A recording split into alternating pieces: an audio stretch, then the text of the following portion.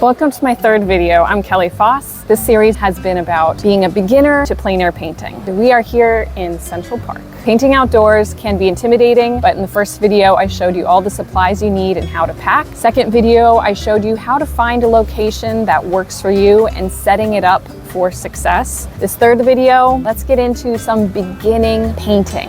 I finally set up all my stuff. I found my perfect location, Angel of the Waters. I don't know if I mentioned this, but after I take off this and I have my wet painting here, it will give me a clean edge to hold on to my piece when traveling home. In the last video, I narrowed down the colors that I'd be using, and here's how I laid out my palette. We have raw umber, ivory black, Prussian blue, phthalo green, permanent green light, sap green, yellow ochre, cadmium red, and titanium white. It's a lot. If I wanted to do a limited palette, I would just stay with ivory black, yellow ochre, cadmium red, and titanium white. Let's get to it. I like to start out really looking at my subject and then making myself essentially a little blueprint. I'm dipping my brush into my paint thinner and then I'm capping it. And with the raw umber, I'm just going to do a little oil sketch. It's not perfect, but this is me mapping out my painting. Since I dipped into the paint thinner to start, this is working more like ink. This is my fountain, this is my ground, this is my tree line. I'm finding my masses, my major masses. Sky, tree line. Actually, let me just show you here. It's essentially the rule of thirds.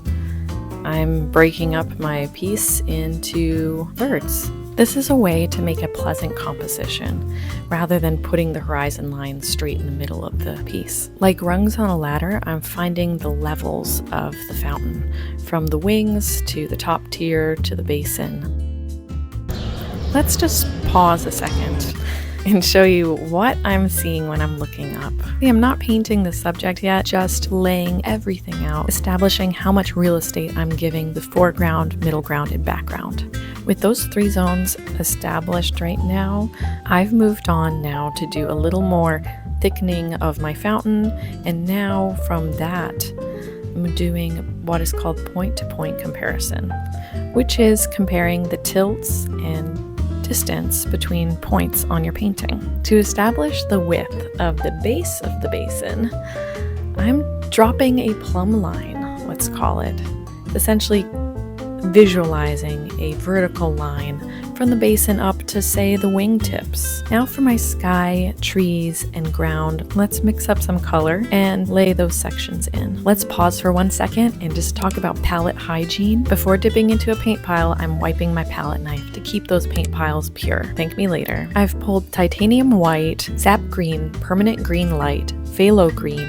and yellow ochre. Looking at the trees on the right, I'm going to pull the sap green, the yellow ochre, and the white to make this kind of bright, yellowy green mixture. Utilizing more of the tip of the palette knife, really mix it around, scrape and flip and fold your mixture together.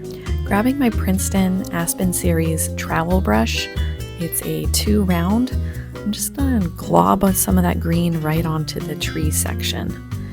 I see the trees on the right have this nice bright color to it. Though I can see the whole big world, I'm reminding myself of my boundaries and looking for this bluish kind of green, meaning let's go phthalo. Adding it to remnants of my messy mix, adding a smidge of ivory black. Ooh, that's really dark, so let's grab some titanium white. Look at how cool that is. Ooh, it's like blue. Let's go all in on that yellow ochre and make this mix green again. Nice gray, cool green. Again with my Aspen 2 round brush. I'm just gonna glob that on there.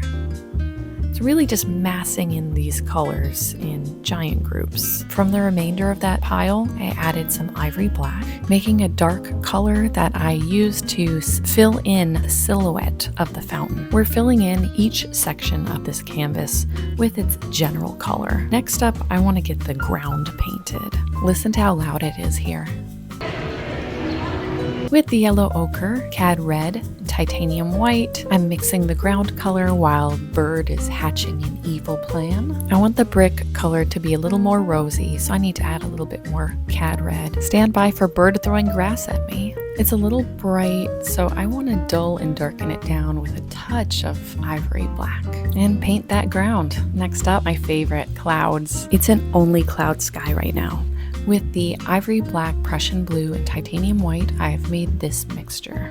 I'm not going to fill the whole sky with this color, just a ribbon of this grayish blue. And then I will add some darkness to the remaining pile of this color. A little bit of ivory black, and kind of paint another ribbon, almost like it's the underbelly of this cloud.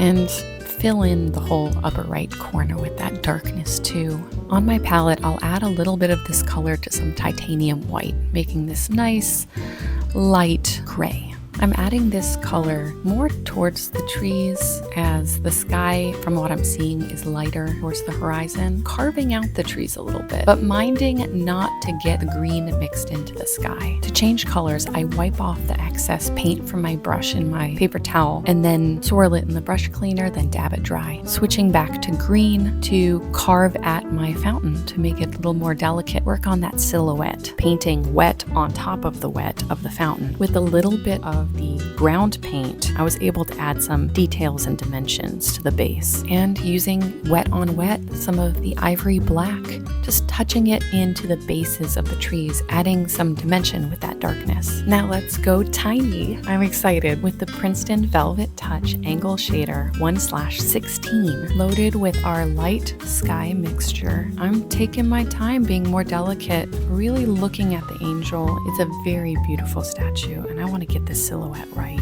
Getting the structure done, now it's time for the waterworks. We are now turning on the fountain, grabbing our little brush and some white. Start that water coming out the top there under her feet. And instead of doing a straight line, I'm doing a series of little lines falling down. They are tilted, but it's because it's windy. It's turned kind of stormy right now. Each fountain's water spray is different, so pay attention. The top of this fountain really drizzles it down, but the bottom has a zigzagging globbiness to the falling water. Here's what I did to express that. I love that I brought the little brushes to be able to do more detail work, because you saw how small I can really get in on this. I eventually realized I can make my life easier by putting my paint thinner right here next to my painting. The painting's coming along nicely, but I can see that I'm going too similar in my values in my background, which is my sky and trees, my middle ground, my fountain, and my foreground, which is the terracotta type bricks. Since my painting is wet, I'll fix this in studio with a dry brush. Once it's dry, it's easier to do detailing when you're working on top of dry paint rather than wet on wet. Let's take off this tape right now so I have a dry edge to hold on to, and let's go back to the studio and I'll show you these little adjustments that I've made. With Daler-Rowney's Georgian titanium white, my Princeton Aspen series Angle Bright 6 brush with the tiniest bit of white paint loaded up. Listen to that. I am brushing on my dry painting. This is why it's called dry brushing. It's a pretty dry brush on a dry canvas. Fogging out the background to bring the fountain forward. Switching over to another travel brush, a round 2 with a dab of titanium white. I'm gonna emphasize the water. Just add a little bit more personality to it, a little more highlights, a little more value. This is where memory and imagination come in handy, or reference photos. Though people obscured my view of the base, I know that there's greenery in there, so I added those little bushes. I'm gonna imagine in some puddles with a thin scraping of white on my palette knife. Just have some fun scratching at your canvas. If I'm imagining that it rained, I'm going to go back to my 2 round brush and add a little bit more drama to the sky, dabbling some titanium white and helping that brightness around our angel. And a final dry brush touch to our treetops. I haven't finished painting the aforementioned fake matte, but I wanted to give you a sneak peek. Sometimes it's just a win to cover your canvas with paint. It doesn't have to be perfect, and the more you do it, the better it will get. Thank you. Thank you. So I think I'm gonna finish up for today. I might come back on another day and do more. A quick cleanup, you just scrape all your paint with your palette knife onto a paper towel. It can take a little bit, but you'll get there. Fold up your paper towel where you're not holding on to the paint and dip it into your paint thinner. And wipe all the paint residue off of your palette. This is where our trash bag comes in.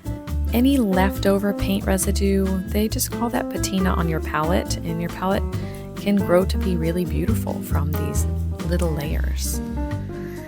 Comes in handy now to have my little wet wipe.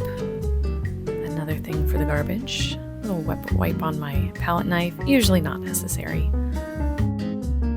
Thank you for joining me. I hope you had a good time in this 3-video introduction to plein air painting. I'm not the best at it. What's important is that I always have fun.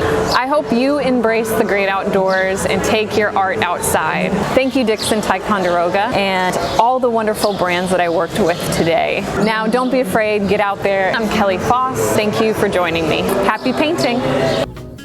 Who popped the zipper? Sorry.